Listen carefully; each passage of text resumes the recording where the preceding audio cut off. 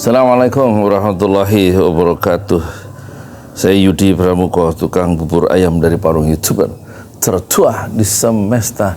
Hilangnya channel Saiful Zaman Channel itu mengingatkan saya pada pertemuan saya dengan Ali Sadikin ya, di rumahnya di Jalan Borobudur di Jakarta, dekat Proklamasi itu.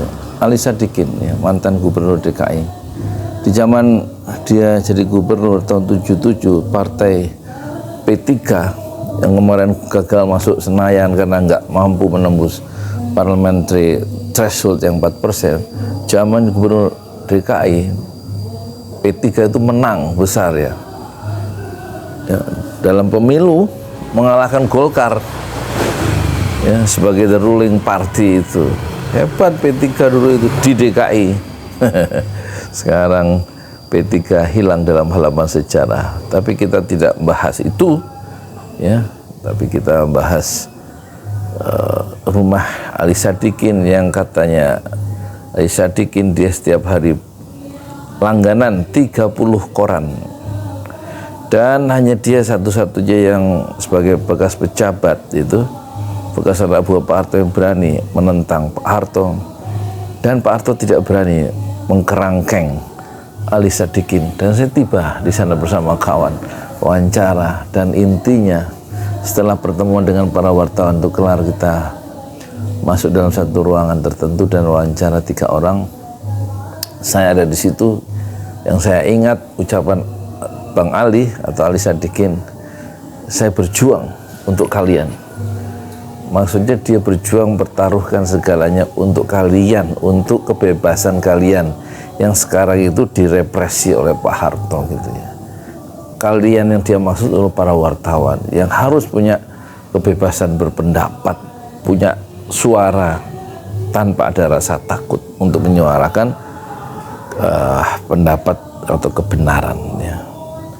Dan kita tahu sumbangsih terbesar Ali Sadikin yaitu membuka ruang-ruang kebebasan, dan kemudian kita menikmatinya setelah reformasi tahun 98. Jadi ciri rejim otoriter adalah membatasi ya kebebasan berpendapat ya, membuat orang itu mau berbeda pendapat tuh punya rasa takut ya. Dan itu ciri demokrasi yang memburuk ya. Dan sekarang kita lihat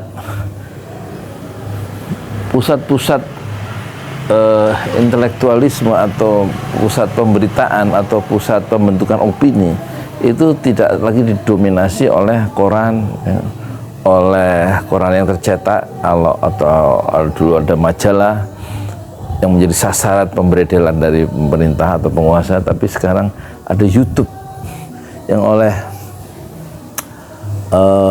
ketua Dewan Pers almarhum yaitu Azumari Azra disebut sebagai citizen jurnalisme gitu ya, atau apa istilahnya, pokoknya yang berbasis YouTube itu loh maksudnya. Jadi setiap warga negara sekarang bisa membentuk public opini, dan dia bisa melakukan satu edukasi terhadap masyarakat berdasarkan kekuatan intelektualismenya secara pribadi, dan dia gaungkan, dia sebarkan melalui channel yang dia bangun sendiri, yaitu YouTube ya, kanal YouTube miliknya sendiri, dan tidak dikooptasi oleh kekuasaan, tidak dikooptasi oleh pemilik modal, karena dia mengelolanya sendiri bersama teman-temannya dengan cara yang merdeka. Dan itulah yang sekarang menjadi tantangan besar bagi penguasa-penguasa yang cenderung ingin memusatkan kekuasaannya dan menjadi tiranik dalam era demokrasi yang sebenarnya menghendaki open society ya. Dan gejala diberangusnya atau ditutupnya channel YouTube yang terakhir adalah Saiful Zaman Channel, sebelumnya adalah Front TV ya, satu kanal YouTube milik dari organisasi Ormas Front Pembela Islam, dan ormasnya sendiri juga dibubarkan oleh pemerintah ya, oleh Mahfud MD sebagai Menko Polhukam.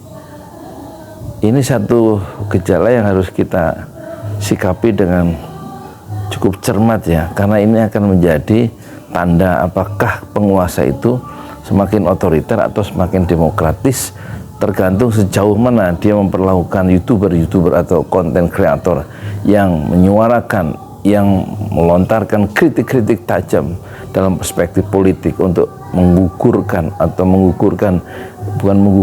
menggoyang ya kekuasaan yang zalim. Itu betul-betul sejauh mana dia bisa kita berikan batas-batas toleransi.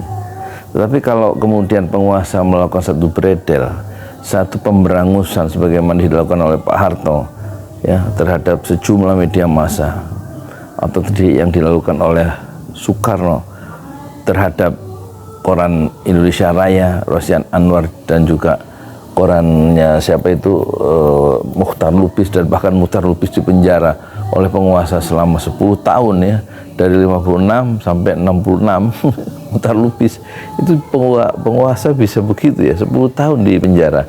Seorang jurnalis yang hebat yang pernah meliput perang Korea, yaitu Muchtar Lubis.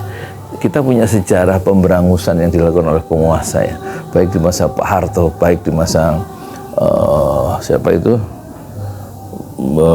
Bung Karno, dan juga pemberangusan kanal-kanal YouTube yang dilakukan oleh penguasa zaman sekarang. Oleh karena itu tampaknya satu usaha untuk membayang-bayangi otoritarianisme dengan cara membungkam suara-suara yang berbeda itu hendaknya harus terus dilakukan oleh para konten kreator, oleh para civil society ya.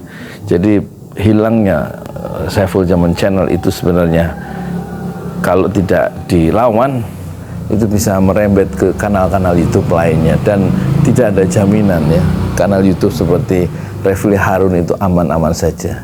Dalam satu perintah 1 detik itu kanal itu bisa hilang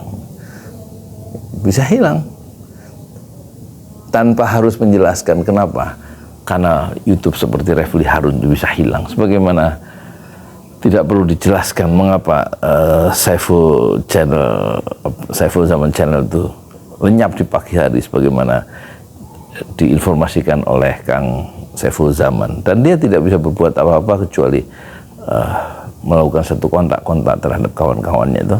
Tetapi kekuasaan itu selalu cenderung ya dalam sejarah cenderung digunakan secara salah untuk mempertahankan kekuasaannya, dan biasanya penguasa itu selalu takut ya pada suara kebenaran, suara keadilan, dan suara kejujuran, karena cenderung kekuasaan itu adalah korup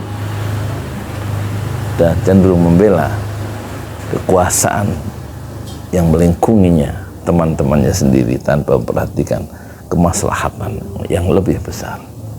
Assalamualaikum warahmatullahi wabarakatuh.